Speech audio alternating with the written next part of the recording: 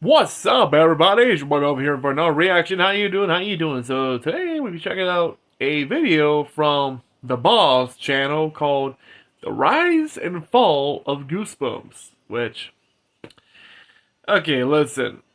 I was born in '96 when the series came out, like a year before I was born. You know, the series Goosebumps. You know, from the show. And then I think the book came out like in '92. I think. I try to remember the first book. You know, Welcome to Deadhouse came out in '92, which in '95 they started a series around the time when Are You Afraid of the Dark was on their fifth series. So yeah, remember, Are You Afraid of the Dark started around 1990 or 1992. But yeah, Goosebumps has been a something I cherish that a lot because first of all, come on, how many of you went to the library, check out a Goosebumps book to read? Hmm? I remember I read my first one. It was The Headless Ghost. After that, Night of the Living Dummy, the first one. After that, let me try to remember. Attack of the Jack-O-Lanterns, Ghost Speech. That was the last one, damn, before I graduated from 5th grade. I seen the shows on Cartoon Network, which I remember when that. I think, yeah, I try to remember when they first aired it on Cartoon Network. I think it was around 2006. Yeah, around 2006 when they first aired in Cartoon Network. I still remember the bumpers, you know, with the dark red logo of Goosebumps. From that old school, you know, video recording, like kind of like Blair Witch. Man, those were good memories. And after that, the hubs show up, and what we got? The Haunted Hour, which, damn, I call that a good show with a dark twist in the ending. Fuck, you can't find shows. Me, first of all, I still have my books. Like I still have my Goosebumps books. Well, not the originals, but the reprints, like Night of the Living Dummy, including Goosebumps Horrorland, like Revenge of the Living Dummy. I can't remember. I think Heads You Lose, which is you know, the Headless Ghost. And that was with this owner, you know, the souvenir owner. I can't remember the name, but yeah, it's right there. I also have these other two books from, besides Goosebumps, like the Haunted Hour and the Nightmare Hour, which actually they were supposed to be based inspiration for the series The Haunted Hour. Some of them became episodes. Some of the stories became episodes for that, like Pumpkinhead, The Black Mask. Shit. I forgot the name of this one. You know, you try to stare at the face of a ghost, they'll turn around because you know they're dead. That one. But yeah, that was a good show. Damn. And Pumpkinhead's like an original because there's a movie called Pumpkinhead, and damn. I regret seeing the first and second film. They're good. I haven't seen the rest because, you know. But yeah.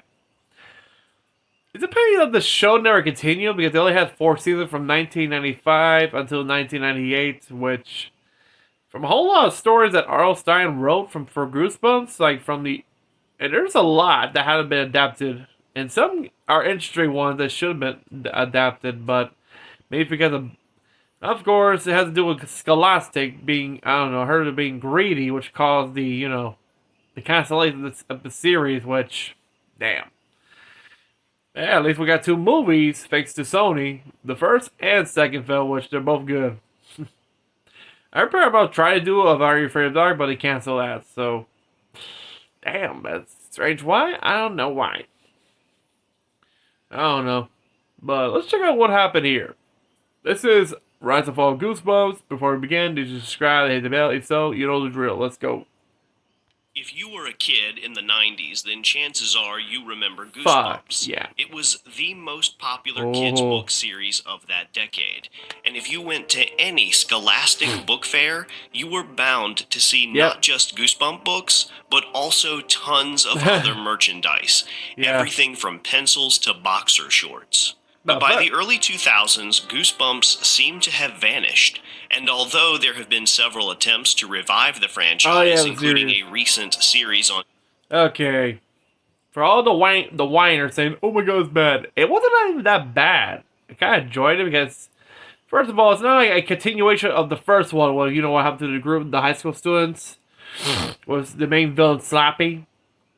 And I enjoyed it. They used some of the origins of Slappy, of Kandu, who was the magician, turned out to be a former soldier during the Boer Wars, which he hates humanity for being violent, so he used the spells to, let's just say, unleash true nightmares by sacrificing 1,000. Yeah. It's kind of, I like that. But still, I find the second season, it was pretty cool. Plus, I like how like a conspiracy about what happened to the group. They vanished into this laboratory, kind of with mostly ET and stuff, and also stay out of the basement, the plant, which that's pretty cool. I gotta do a review on that for October. So okay. Disney Plus, it has never come anywhere close to matching that earlier success. This is the rise and fall of Goosebumps. Yeah, look, you guys. During the 1970s, Robert Lawrence Stein created a humor magazine for teens called Bananas, which was published by Scholastic Press. He actually used the pen name Jovial Bob Stein. It's hard to believe that a man synonymous with horror got his start basically writing joke books. He published his first horror novel under the name R.L. Stein in 1986, titled Blind Date. Like Bananas, the book was aimed at a teenage audience. Stein followed up that novel with several others, including The Babysitter and Beach House. By the way, Beach House is a great book and definitely worth checking out if you want to get a sense of what R.L. Stein's earlier writing was like. Yeah, look at that. And he comes the ads. Fuck.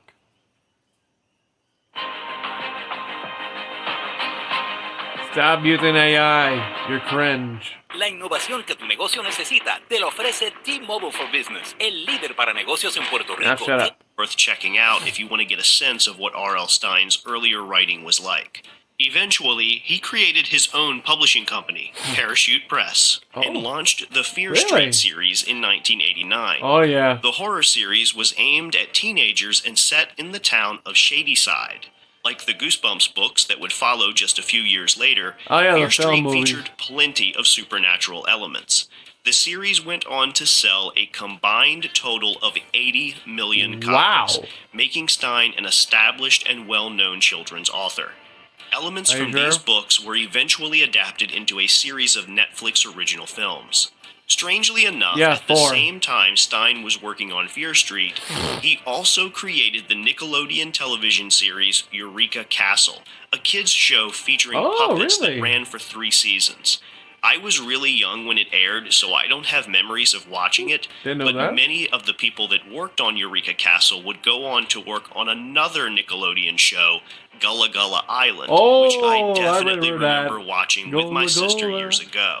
During the late 80s and early 90s, kids' books were extremely popular thanks to the success of the Babysitter's Club series, which had been in publication since 1986. Stein's wife and editors at Scholastic approached him about creating a series similar to Fear Street, but with more humor and less violence, so it could be marketed to a younger audience of 7 to 12-year-olds. Although successful, the Babysitter's Club was read primarily by girls. Scholastic believed that a horror series could appeal to both boys and girls and be even more successful, and they proved to be right. Viewers beware. You're in for a scare. Stein chose the title Goosebumps after seeing the word in an ad in TV Guide. In July 1992, the first 2 Goosebump books were published, Welcome to Dead House and Stay Out of the Basement. Welcome to Dead House is about 2 children moving into a new home, only to discover that the town they move to is actually overrun by the undead. The book is much darker than most of the later entries in the series, and even features the death of a pet. Although Welcome to Dead House was the first book in the series, I didn't read it until much later, and when I did, I definitely noticed how much darker it was compared to the others. Director George A. Romero, famous for creating the Living Dead series, loved the book so much that he even wrote a screenplay for it. Few people know about Romero's script, and it wasn't revealed until after his death in 2017, when researchers at the University of Pittsburgh discovered it. The other book, Stay Out of the Basement, was about two... Here's a fact. Here's a funny fact. You can't even see it. It's in the archives at the university. The actual script for that movie that George A. Romero made is still at the university under lock and key in the vault. And no one can see it. I don't know why. I wish you... Dude, come on. I want to read that script. We'll see what would have been the Goosebumps movie before Jack Black. Based on Welcome to the Dead House. Because, first of all, it's George A. Romero. Zombies. I just want to know about that. That's pretty cool. Let's continue here. Children who discover that their scientist father has been conducting experiments on plants in the basement.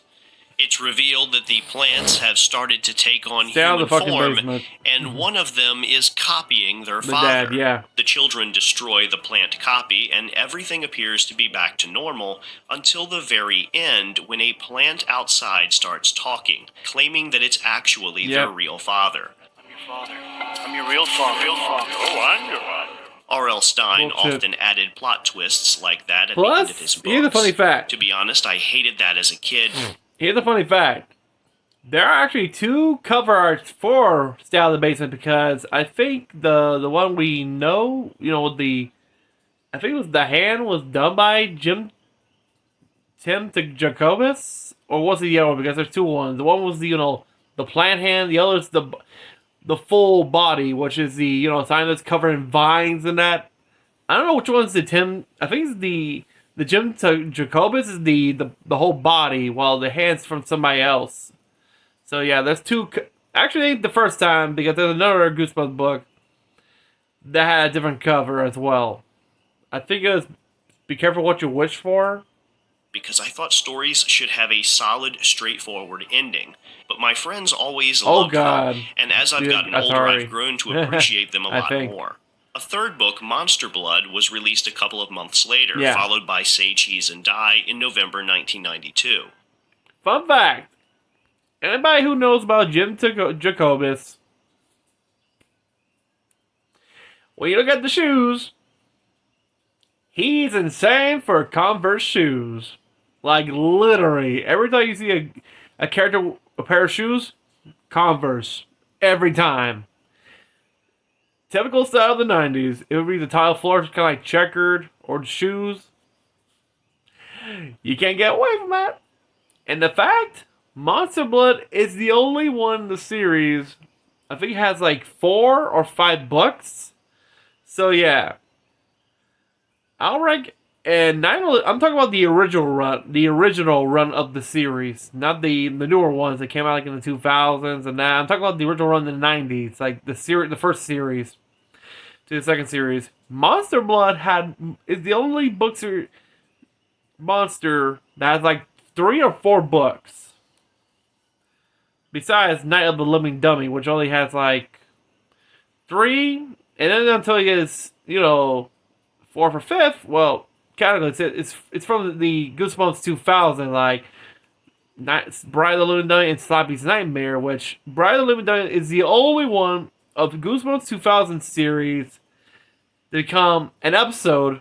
Well, fun fact, it was actually a Valentine's Day episode. So, that's something you didn't know. And also, the cover art for, I think it was for for Monster Blood 3, where you have this like a giant kid walking on a park. That was actually used for DVD covers for their original episode, Trilogy. If you don't know, Trilogy is a trilogy of 3 episodes set around a character named Carl of Carlsville, which, fun fact, I think everybody already know about this. This is the only Goosebumps episode not based on a book, but an original episode for the series.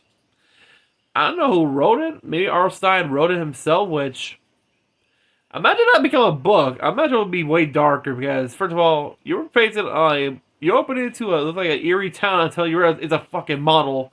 We have this little toy-like guy named Carl. Like, Carlville's open. Time to play. Right there, you're in an attic with a little model. Like, the fuck is that? And the climax, he survived. If you didn't know, yeah. I think so. The first one, Squeal of Fortune, Strike 3, You're Dead, and the third one, Escape from Carlsville. Which, damn, I think the first one was crazy. Like, the girl who's greedy as fuck until it becomes a pig, like, you know, a greedy little piggy. But let's continue here. From that point on, a new book, or sometimes two, would be released every other month for almost the rest of the decade. Wow. The first Goosebumps series contained 62 books in total, averaging about 120 pages each. Oh, For the adults, actual that mascot, doesn't seem forgot his long name. at all, especially since they used a large font. But to a kid in elementary school, that felt like a full-length novel. That's the original cover. When I was in 5th grade, I was probably reading one of these Trouble, books every week. Scarecrow Walk I still at Midnight, remember the first Worms, one I ever picked up, Monster The Abominable Blood 2. Snowman of Pasadena. At first, the books didn't sell Dude, imagine if they did an episode of about the Abominable Snowman of Pasadena. Watch, and look at that. Watch the Goosebumps on Fox Kids. I'm like, remind you, there's no episode of that because imagine the budget to create an actual giant Abominable Snowman suit because there's some props that can be done. And so, about this size, damn. Do you guys see crazy props like Welcome to the Camp Nightmare? Where you have the monster dog prop. It's only the head has like an animatronic in the front. Then you got the horrors from Goosebumps, Welcome to Horrorland. There's a lot of stories that would have been cool. Okay, there. See the bomb next to the Coca-Cola Doom? That's the cover art they used for Trilogy. But instead, that's actually Monster Blood 2, which actually became an episode for Goosebumps. But it says in a plane. Yeah, your worst nightmare. There's nowhere to escape. You're in the fucking sky with that thing growing in each you. Welcome, what's that say? Welcome to Camp Jelly Jam? I can't read it, but okay, you got something like this one. Attack of the Mutant Witch. Of course, because the episode was special because they brought Adam West. Yeah, the late great Adam West, aka Batman, to play the Gazelle against the Mutant Witch. It's pretty cool. Let's continue, shall we? very well.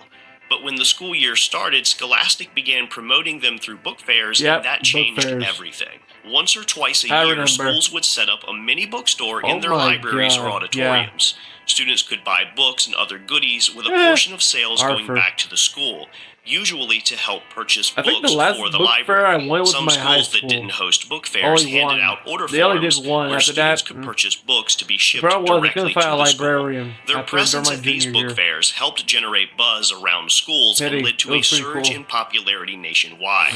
At their peak, about 4 million copies of Goosebumps books were being sold each month. There were quite a few factors that contributed to their popularity. One was the horror renaissance of the 1990s. For most of the 70s and 80s, horror films, with a few rare exceptions, were never taken seriously by critics, but they grew in popularity, especially among teens and people in their early 20s. Most of these horror films started appearing on cable in the early 90s. Hello? In 1996, Wes Craven created the Scream franchise, which was extremely well received by both critics and audiences. I swear Ghostface was the best-selling Halloween costume of the 90s. My town had a lot of Halloween-themed events every year.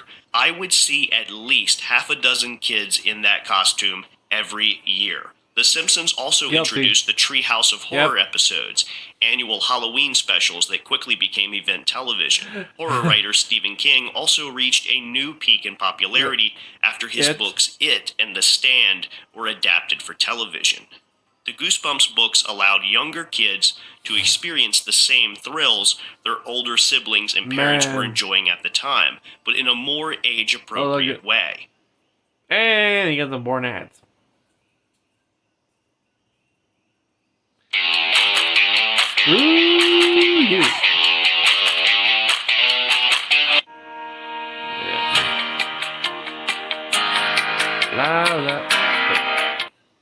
Appropriate way. Thank you. Another big factor in their success was the cover art. The original run of books looked Okay, let me show you siblings something and for a parents minute. were enjoying at the time, but in a more age-appropriate way. Another big factor in their success. Okay, let me show you something. Okay, look at the next to 9 Living Down. You had The Girl Who Cried Monster. Jim Jacobus. Okay, you know he does his sketches. He actually posed for this photo, like how it would look like him wearing a ball cap. When the book, the Art Goosebumps came out, he's not laughing anymore because actually he's now bald. And look at that. When he looks at this photo, it's actually him, bald. And he's now bald. He's like, it's not funny anymore. That's how funny. Okay, welcome to Camp 9, yeah. But yeah, it's actually pretty funny now. And yeah, there's the hand. There's missing the... Okay, yeah, that and another one, which is with the gypsy that appeared in. Success was the cover art. Yeah. The original run of books Look at looked that. amazing and was designed by artist Tim Jacobus. Ah, Tim. He Okay. painted every single cover except for book 2, Stay Out of the Basement. Yep. And book 12, Be Careful What You Wish Yep. For. We've all heard the saying, never judge a book by its cover, but everyone in publishing knows that cover art is one of the most important aspects in selling Yep. books, especially children's books. The Look at goal that. of these covers was to make the books look cool to read. Jacobus Dude, gave look them a at that cartoonish artwork. style, scary but not too scary. Each cover was done in acrylic Well, I paint told and you, took look at between that, for 35 Haunted and 40 Mask. hours to complete. I'd say the success Welcome of to Dead Goosebumps House. is owed just as much to Jacobus as it is to R.L. Stine. These covers were so iconic that if you showed... Here's a funny fact. It took him like a month to do the cover art for Tower of Terror, which A Night in the Tower of Terror, which is, you know, when these kids are accidentally locked in the Tower of London. To do the amount of detail for you see the executioner inside the spiral staircase of the tower, I think it took like a month to do that. It was a pain in the butt. He actually said that, which is insane, and the artwork is beautiful. And there's some books that never became episodes. Like, here's one. Look, you got Cool Call of Doom, that became an episode. Call on Creeps, that became an episode. The Beasts from the East. I don't think that became an episode. Actually, that never became an episode, which... now you can imagine? How would I pull that effect? That's a good question. But yeah. one to a kid back then, Okay, they'd here's instantly more. know it was a good... You got... Okay, here's some other game episodes like Revenge of the Lawn Gnomes, which we all remember that. Werewolf Scale, also that. The old Curse of Camp Cold Lake, which they never made an episode. I wish they did, because look at that cover art. Don't tell me it's like a good old camp ghost story at your local camp. You see it that popping out of the lake. I want to see an episode of that. Damn. Pity, ain't it? Goosebump book, even if the logo was covered up. You can't scare Stine me, also had an Mask 2. unusual writing process. He'd often come up with the title first, then write the story around it. Because of this, sometimes Jacobus would design the cover without knowing anything about the book other than its title. Yeah. The success of Goosebumps peaked in 1995 with the premiere of the Goosebumps TV series. Yep. The show was filmed in Ontario, Canada, and ran for 4 seasons. In the U.S., it aired on Fox. To give you an idea Yep. of how popular Goosebumps was, Fox gave the very first episode a prime time slot to help promote it. 8 o'clock. Fox moved forward with the show largely because Margaret Loesch, the CEO for Fox Kids, had a son who was a big fan of the books. Cool. Loesch's decision to greenlight Goosebumps, along with other hits like Power Rangers, helped make Fox the most popular kids Rita, network at nice. the time. The The premiere Haunted Mask. episode was based on The Haunted Mask, the 11th book in the series. It's about a girl who gets a scary Halloween mask, only to discover it has fused to her face Oh, and she yeah. can't take it off. R.L. Stine has said the inspiration... You want to know a fun fact? Guess who owns that mask now? Guess who owns that fucking mask? Papa Meat. aka Meat Canyon, he actually owns the mask. This very prop. And he's proud of it, which... Hell yeah! The fact... I don't know how much he actually paid for it. I think it was for auction. The fact he actually owns an actual prop, the actual screen-used mask worn in this one. That is awesome. Meat, I salute you. Nice. I can't imagine he would buy somebody else buy more props from Goosebumps, which, hey, come on. They had a whole lot of props, like, you got the Slappy props, let's see, Quinn the Creeps, even the mask, which, not just this one, you also have the other mask from the Haunted Mask 2. There's a lot of props they used. Damn. Creature props. Came from his own son, who dressed as Frankenstein one Halloween and had trouble removing... Even the bust. They actually still have the original bust. I don't know who owns it now. Meat doesn't have it, but he has the Haunted Mask, but there's even photos. There's photos of all the props, even the original bust from the Haunted Mask. In good condition, just a little paint chips because, hey, it's a paint bust. But still, looks pretty dope. Moving his mask. Because it was chosen as the first episode, The Haunted Mask is often considered the most famous Goosebumps book. Oh, yeah. Stein has also said that the main inspiration for Goosebumps as a whole was Tales from the Crypt, a comic he read as a kid. Not all of the Goosebump books were straightforward. Oh, yeah. Actually, fun fact, I still have... So, I got some of the EC comics here. Let me go get one. Let's see, let me pause here. And we're back.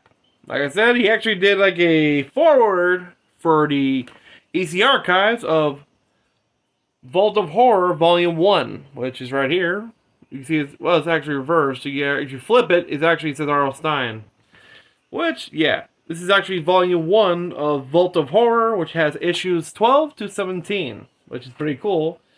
That most of most of EC Comics, most have forewords of the most popular one. There's some like from Bruce Campbell, John Carpenter, a whole lot of famous people who got inspired by EC Comics, which is pretty cool. Forward horror. One of my personal favorites was Attack of the Mutant, about a kid obsessed with comic books who discovers that the villain from his favorite comic is real. The TV episode based on it even featured Adam West, the actor best known for playing Batman in the 1960s. Yep. And shit, more ads. En Rectech College formamos a los protagonistas del cambio en la fuerza laboral. Blah, blah, blah. West, the actor best known for playing Batman in the 1960s. Where are you going? You're on your own, kid. There was also a Goosebumps computer game based on that story. It was a point-and-click adventure, which was a popular style of PC games in the mid-90s. Another game released around the same time was Escape from Horrorland, which even featured Jeff Goldblum. Stay away from me, nitwit. And if video games aren't your thing, there was also a Goosebumps Escape board from game. Horrorland. I owned it myself, and I remember it being pretty fun to play. And the fact they actually released Welcome to Horror... And remember, back and then 2008, there is the Horrorland, the video game for both the DS, the Wii. Hey, I had the game on the DS. It was fun. Goosebumps, Welcome to Horrorland. It was a fun game, actually. Play. There was a ton of Goosebumps merchandise released in the mid-90s. Wait, costumes, action figures, jigsaw puzzles, you name it. In 1996, McDonald's even featured Goosebumps-themed Happy Meal toys. By the end of 1995, Goosebumps had sold 32 million copies and accounted for 15% of Scholastic's total revenue. That same year, Scholastic launched the Give Yourself Goosebumps series, which followed a choose-your-own-adventure format. I only had a few of these books, but they were pretty cool. Since you could choose what to do, they were a lot shorter. After the original Goosebumps series ended in 1997, Scholastic saw a huge dip in profits. To combat this, they revived Goosebumps under a new name, Goosebumps 2000, which ran from January 1998 to January 2000. Now, before we go any further, I need to talk about the relationship between R.L. Stein and Scholastic, which was starting to deteriorate towards the end of the decade. According to the original deal between Stein's publishing company and Scholastic, Stein would own the rights to the Goosebumps name, but Scholastic would control all merchandising rights. Stein had no idea how huge Goosebumps would become, so when he signed that contract, he never imagined that there would one day be a TV series, computer games, and tons of merchandise based on his books.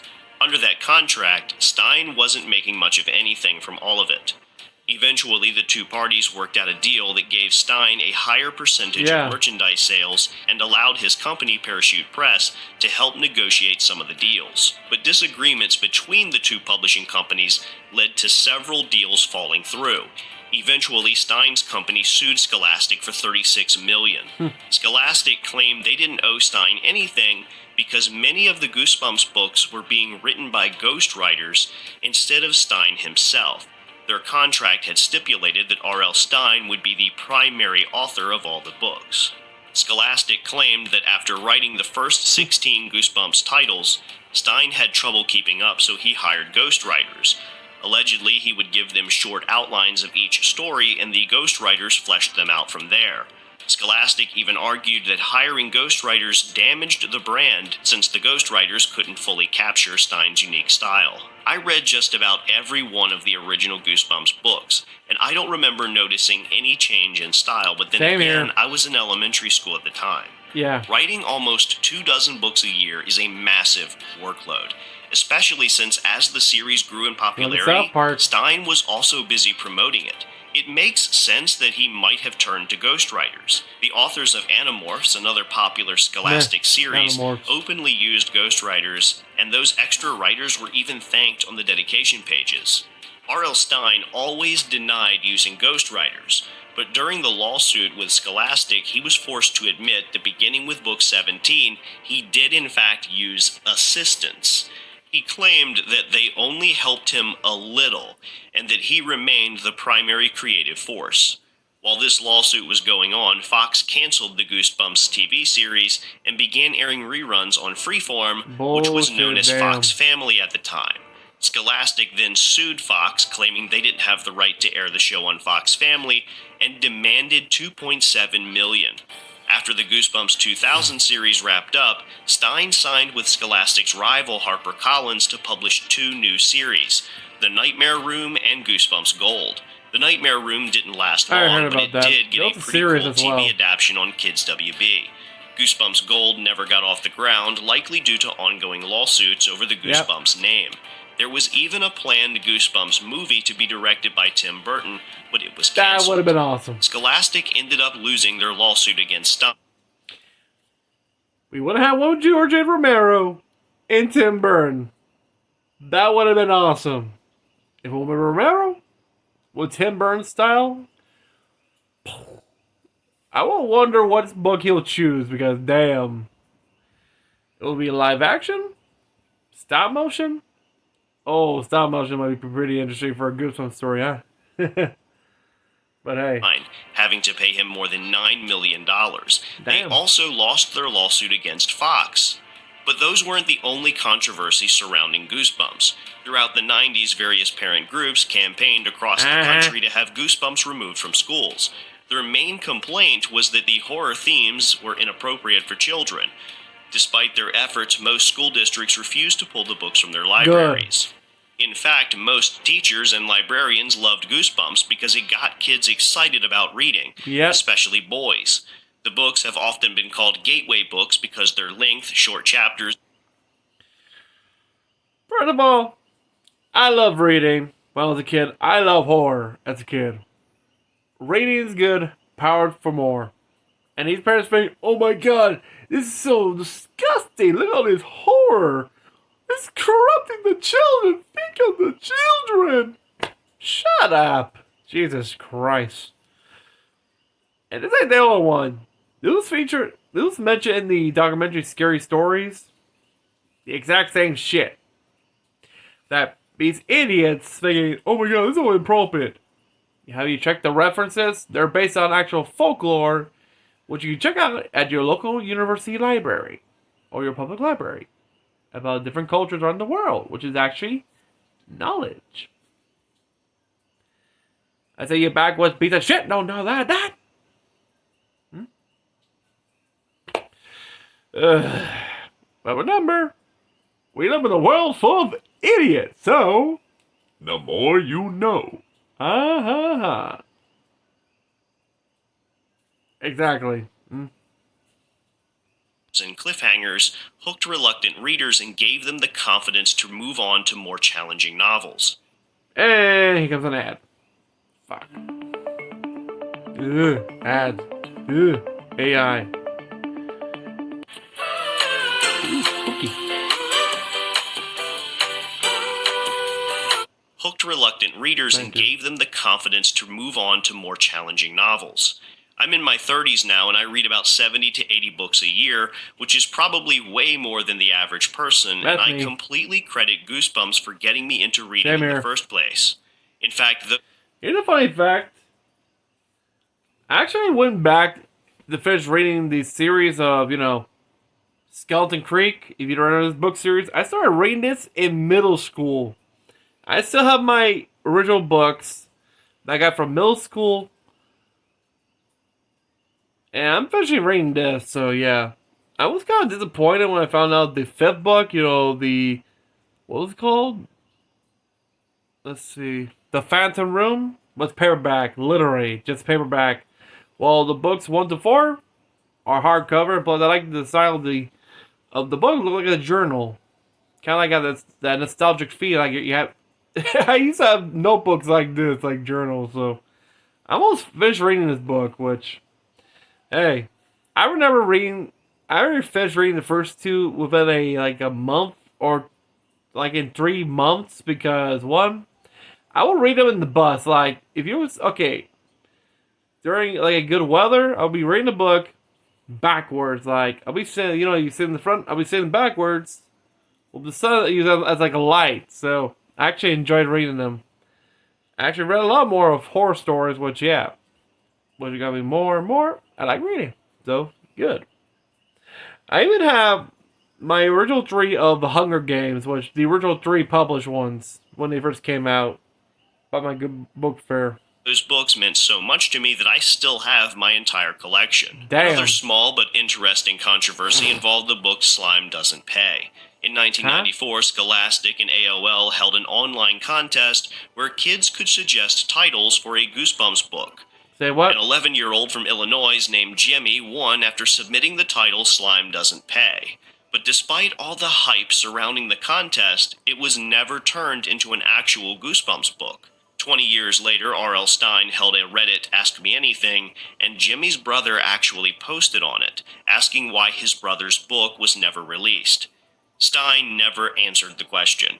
However, in 2023, Stine finally released a book titled Slime Doesn't Pay. It wasn't a Goosebumps book, just a standalone novel, but at least he fulfilled his promise from long ago. Someone allegedly even tracked down Jimmy and gave him an autographed copy. Stine held another contest a few years later where he promised not only to name the book after the winner, but also to go to their school and write it in front of everyone. Wow. This wasn't a full-fledged book, though. It was only a short story. And then I'm going to pay a surprise visit to their school, and we're going to write a story with the kids based on the winning title. The winning title was Dead Dogs Still Fetch. And Stine did show up at a school assembly to write it. However, just like Slime Doesn't Pay, it wouldn't be published until many years later. Wow. By the early 2000s, kids had a new book craze. Harry Potter. In fact, I moved on to Harry Potter right as I was running out of the Goosebumps book. Bro, let me tell you something. The other books of Harry Potter I had was Goblet of Fire, and a friend of mine gave me the Deathly Hallows, which I don't know where I put the Goblet of Fire. It's a funny fact. I was in first grade when the Goblet of Fire, I saw it at a Walmart. It caught my attention. I don't know why. But still. And here's the fun fact. You got Sorcerer's Stone, which in the U.S., I think in the U.S. there's 2 different names. Like, for us it's Sorcerer's Stone. I think the U.K. it's called the Philosopher's Stone. Order of the Phoenix. The Half-Blood Prince. Deathly Hallows. Damn. The Prisoner of Azkaban. To read. Chamber of Secrets. I often wonder how many other kids made that same jump. It's almost like one series prepared you for the other. The Harry Potter books were massive, and I don't think there has ever been another series quite like it, where the whole world was reading the same books at the same time. I remember getting my driver's license the very same day the 6th Harry Potter book was released, and I was honestly more excited about the book than I was about driving. The Goosebumps series sold over 400 million copies. The only series to outsell it was Harry Potter with 600 million. Harry Potter also faced similar... Fun fact, Goosebumps is ranked number 2 of the most best-selling book, and Harry Potter number 1, so yeah. Criticism to Goosebumps. Parents groups tried to get it banned from schools, claiming it encouraged kids to practice witchcraft. I think I heard this story before from the YouTube channel Scrub. He talks about, these stories from Reddit, that there was one idiot kid who was trying to pretend to be invisible. Well, technically it was a bunch of big kids giving him a so-called potion to pretend to be invisible. Which, of course, when he got into trouble, he tried to think of an excuse. Guess what he blamed it on? Harry Potter. The next day, the Harry Potter books have been removed. Yeah. A stupid kid can't think of an excuse to take responsibility, blames on a book. Yeah. Stupidity at its finest, I tell you what. Even as a kid, but still, come on, common sense. Ultimately, R.L. Stein and Scholastic must have mended their relationship because after a long hiatus, Goosebumps returned in 2008 with Goosebumps Horrorland. Several other spin-off series have followed in the years since. Slappy's World. A Goosebumps movie was finally released in 2015, followed by a sequel in 2018. The films featured a fictionalized version of Stein, played by Jack Black. Mm-hmm. They weren't direct adaptations of the books, but instead told an original story in which Stein's monsters came to life and coexisted with him. There was talk of a third film, but it was eventually scrapped in favor of a TV series which premiered on Disney+. The second Goosebumps series has been very divisive. Unlike the original 90s show, it doesn't adapt the books directly. Instead, it tells an original story that borrows elements from the books. It has a much darker tone than the movies, and at times I'd say it's even darker than the original TV show. I feel like this show was designed to appeal to older teens, and that's what ruined it for me. There's so much teen drama that at times I felt like I was watching Gossip Girl. I was expecting American Horror Story for teens, but instead it felt like a mixture of Pretty Little Liars and Stranger Things. I just wasn't interested in it. Despite all these attempts to reignite the franchise, Goosebumps has never come close to regaining the insane popularity it had in the mid-90s. Yeah. The Disney Plus series was ultimately canceled after just 2 seasons. Damn. Unless you grew up during the peak of Goosebumps mania, I would love it's hard to truly continue because you have a lot of stories that have never been adapted into the series back in the 90s. Into reading. I simply would not have the love for books that I have today without R.L. Stein and Goosebumps. I hope you enjoyed this video, and if you did, please be sure to like it and consider subscribing. Have a scary night, everyone. Well then, that was a good video, wasn't it? And tell you the truth, I actually enjoyed it. I kind of sad they canceled the series. I would have loved they keep doing it because if you've seen the original series, you could tell which one had became an episode, while there are others that never became.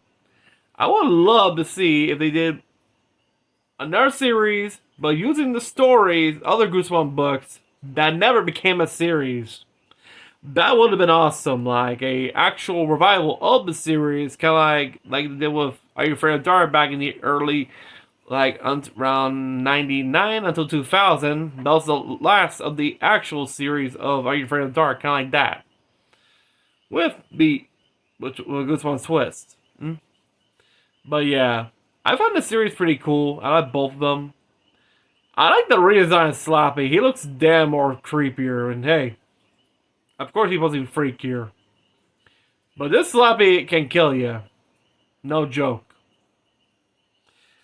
compared to his ginger counterpart, which, yeah, it's kind of strange. What you have different versions of Slappy. You got the one from the book, which you see he has green eyes. In reality, he has blue eyes or brown eyes. And in the show, he's ginger with green eyes.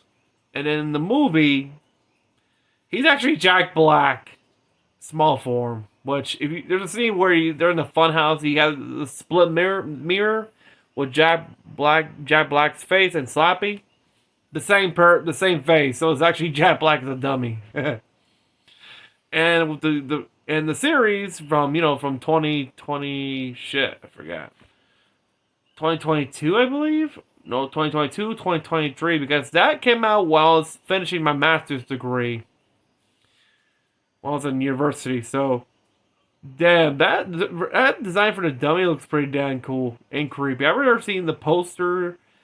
I remember when images leaked, like the poster for the series leaked on Reddit, which you see Slappy. You saw Slappy, of course, because it looks like a dummy with a top hat. Like, holy fuck, what the hell's going? Oh, so I was gonna be the main villain, of course. And the second one, like, stay out of the basement. It's like I kind of like it. It's enjoyable. Overall, Goosebumps has been a great series. If you're from the 90s, who grew up with the book, or the current generation who read from the library like I did, and seen the show back. I first started watching the series, not from Fox, when it first came out on Cartoon Network back in 2006. Man, it was a good year for October back then. The Goosebumps, like, the show, like, different episodes, like, I think it was around Thursday or Friday. No, it's on Thursday because, Fridays, who knows Fridays? At that time, like, you got some good Halloween episodes from Camp Lazlo and all their shorts. Damn. Those were good shows back in the day. Now it's just like, well, you can find Goosebumps on Netflix. Thank God they had to remove it. Where someone's gonna pay. Someone's gonna have hell to pay. It's strange why they never put, the Haunted Hour on Netflix, because that would be pretty cool. Because you have all R.L. Stine, like you got the Fear Street film series. The final one they released was Prom Queen. You also have Goosebumps, and including the two movies. The only thing missing is the Haunted Hour, both the TV film that came out on Cartoon Network and the series that came out on the Hub, which will be, come on. Plus, you can actually find that free on YouTube, literally. You can find those episodes on YouTube, and I don't know why people wouldn't do reviews on that. They're afraid of getting copyright, even though you can find full episodes. They have an actual official channel dedicated, an actual official channel for the Haunted Hour with full episodes, all of them. Of course, divided by their seasons, some are categorized by different monsters, characters, Now they're doing the same for Goosebumps, which, damn. But yeah, I think that'll be it for today. And if you enjoyed this video, let me know in the comments down below. And also, check out the... Oh, shit.